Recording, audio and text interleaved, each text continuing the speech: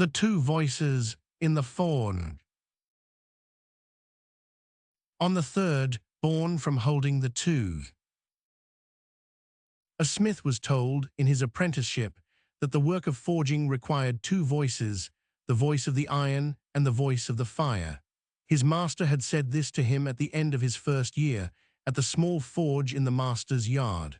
The master had been a particular kind of teacher who spoke in occasional dense sentences and then refused, for some weeks, to elaborate.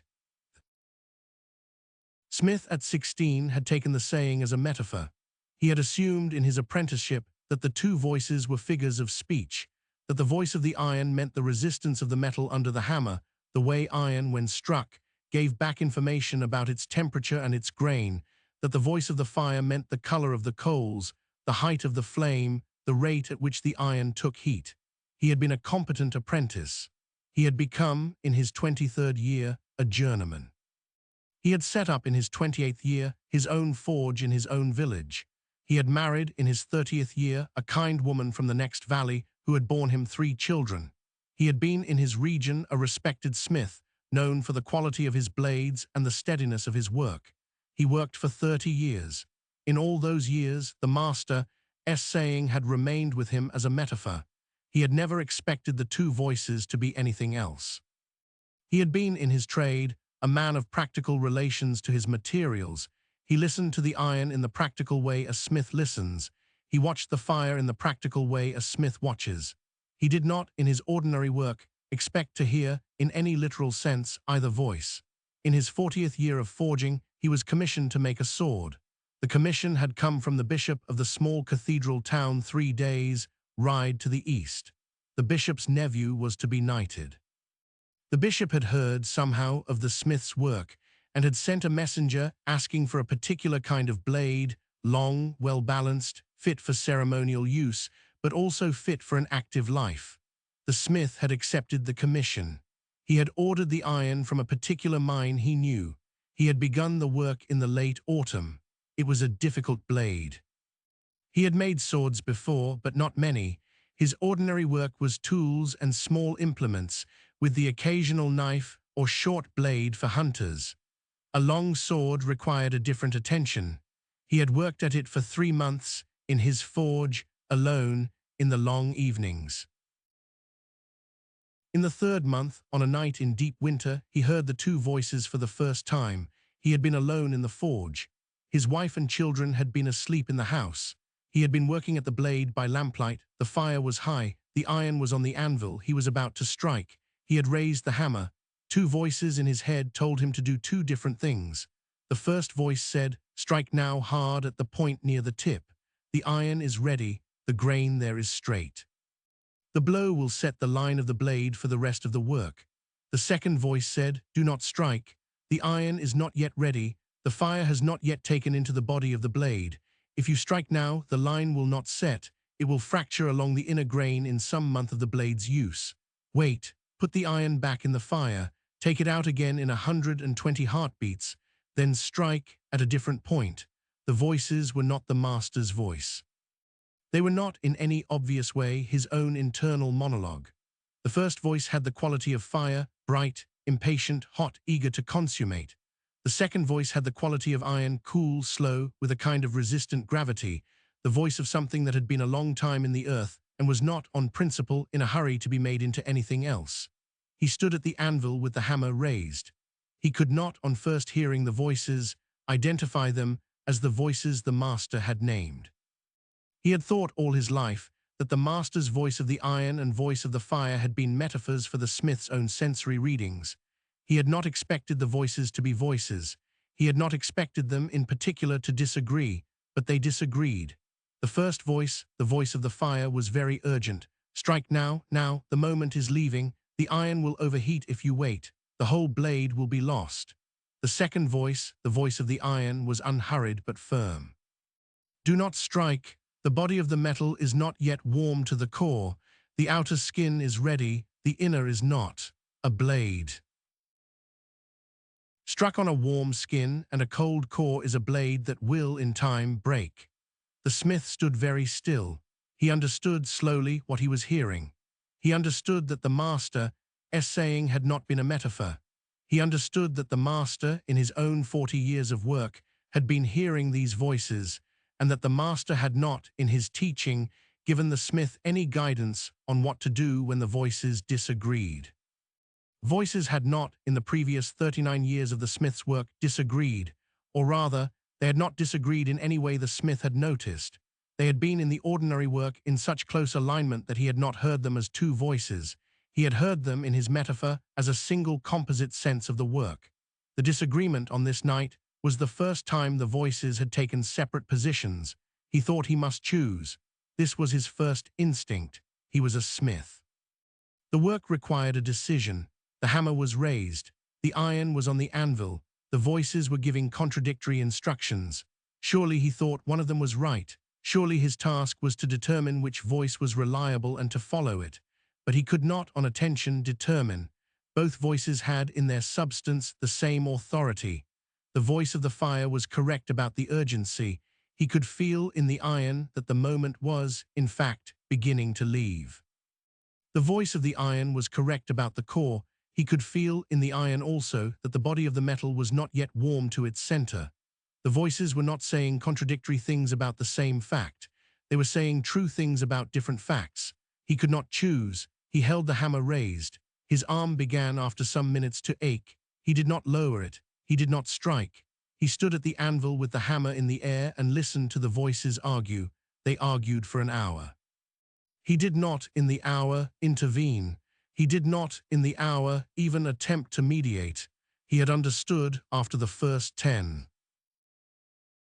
minutes that mediation was not his work. The voices were not his subordinates. They were not, in fact, even quite his voices. They were the voices of the two substances he had been working with all his life. The substances had been, in his usual work, cooperative because the work had been simple. On this particular blade, the work was difficult enough that the substances had begun to differ. He held the dispute. His arm continued to ache. The iron began to cool. The voice of the fire grew more urgent.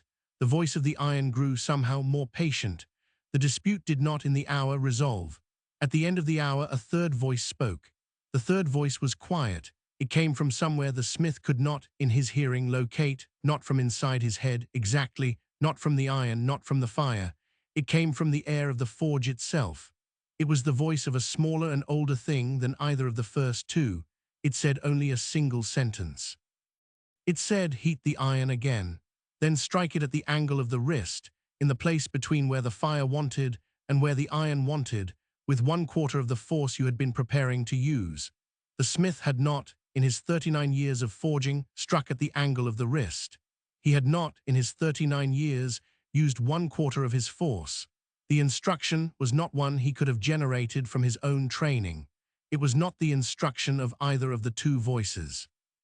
It was a third instruction made of neither. He lowered the hammer. He put the iron back in the fire. He waited. He counted by his master's old method 120 heartbeats. He took the iron out. He set it on the anvil. He raised the hammer again. He struck at the angle of the wrist, in the place between where the fire had wanted and where the iron had wanted, with 1/4 of the force. The iron rang. The ring was a sound he had not heard before in any of his 39 years. It was a clear, sustained tone, neither the sharp ring of cold iron nor the muffled thud of overheated iron. It was a third sound, of a third condition of the metal, in which both voices had been honored without either having been chosen. The blade on that strike set its line. He worked for another 2 months. The blade, in those 2 months, kept ringing in the new way. The two voices kept arguing, in various small disagreements over the various stages of the work. The third voice continued, on each disagreement, to give him a third instruction. He continued, on each instruction, to follow it. He did not, in the 2 months, ever again attempt to choose between the two original voices. He had understood in the first hour that choosing was not the work. The work was holding. The sword, when it was finished, was unlike any sword he had made. It was perfectly balanced. It was lighter than its size suggested. It had on its surface a faint pattern of the kind that smiths called the wave, a particular shimmer in the steel that resulted from a particular relation between iron and fire that was not, in the ordinary work achievable. He had seen blades with the wave before in old swords, in the swords of the masters of previous generations. He had not, in his own work, ever produced it. He delivered the sword to the bishop. The bishop's nephew was knighted with it. The nephew kept the sword for the rest of his life. He used it in due course in 3 campaigns. He died of old age in his bed in his 82nd year. The sword passed to his son, then to his son. It is in some province still in the family. It has not, in its 300 years of service, broken. The smith returned after the delivery to his small forge. He worked for another 20 years. In those 20 years, he had the experience of the 2 voices many times. They did not, in his ordinary work, often disagree. They disagreed, perhaps, in a serious way, every 2 or 3 years, on a particularly difficult commission, on a particular piece of difficult iron, on a particular night when the fire was behaving oddly. Each time the voices disagreed, the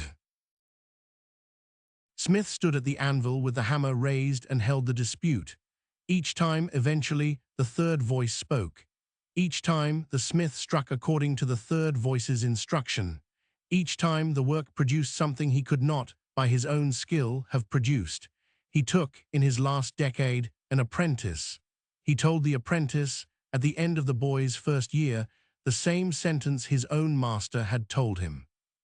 He said, the work of forging requires 2 voices, the voice of the iron and the voice of the fire. He did not, in his own teaching, elaborate. He had understood from his own experience that elaboration would have made the sentence into a metaphor. The boy would have to discover, in his own work, that the voices were not metaphors. The boy would have to discover, in his own difficult night, that the voices could disagree. The boy would have to discover, in his own first holding of the dispute, that the third voice existed. The smith died at 71. He died in his own bed with his wife beside him in the village he had worked in all his life. The apprentice inherited the forge. The apprentice in his own time heard the 2 voices. They disagreed on a difficult commission in his 5th year of independent work. He raised the hammer. He held the dispute. The third voice spoke. The work continues, in some province, in this way. The smiths of that lineage are, by report, particularly good at making blades that do not break.